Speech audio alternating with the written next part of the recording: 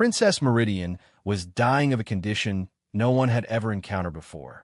The royal physicians had assembled from across the galaxy, 20 of the most accomplished healers in known space.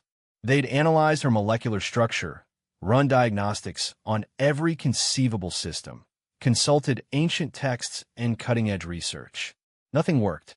Her crystalline form was degrading from the inside out, her luminescence fading to barely perceptible flickers. The Empress had offered a fortune to anyone who could save her daughter.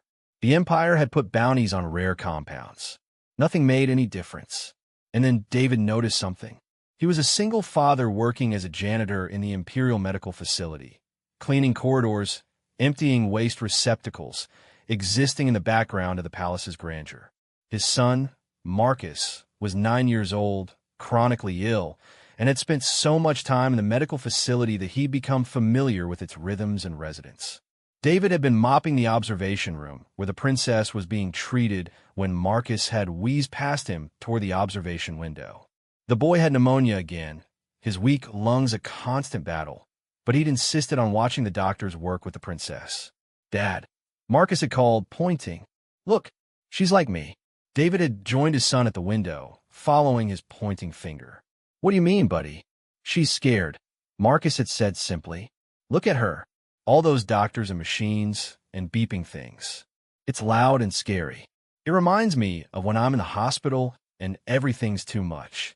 David had looked at Princess Meridian, really looked at her, and had seen what 20 elite physicians had missed. The princess wasn't dying from the mysterious condition alone. She was in a state of profound psychological distress, her system overwhelmed by sensory input, her consciousness fragmenting under the weight of constant medical intervention. She was panicking herself to death. "Come on," David had said to his son. "Let's go talk to the lead physician." The head of the medical team, a being of crystalline consciousness named Valerian, had been dismissive. "The child is human. What could he possibly understand about meridian physiology?" "My son understands fear," David had replied calmly. "And I understand what happens to a sick person's body when fear takes over. You're trying to fix her biology while her consciousness is in crisis." Valerian had been skeptical, but the princess was dying. They'd already exhausted conventional approaches.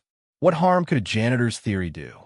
David had asked for something simple, quiet, complete sensory isolation, the removal of all medical equipment from the room except life support, and access. He'd carried Marcus into the princess's chamber, and they'd sat beside her in silence. David hadn't spoken. He hadn't examined her.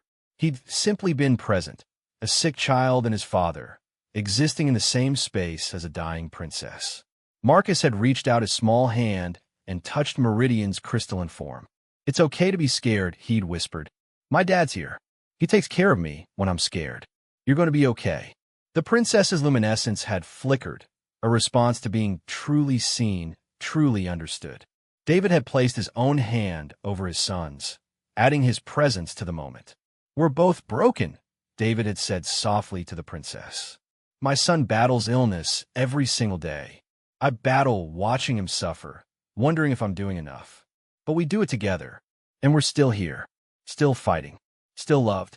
You will be too." He'd stayed with her through the cycle, speaking only when necessary, letting his presence communicate what 20 doctors couldn't. That she wasn't alone, that her fear was valid, that recovery was possible not because her biology would simply reverse, but because she had reason to continue fighting. By the next cycle, the princess's condition had stabilized. Her luminescence had begun to brighten. The mysterious degradation had slowed and then halted. Within a week, she'd begun to recover. The physicians had been baffled. They'd run the same tests again, searching for the miracle cure in their instruments. They'd found nothing changed medically.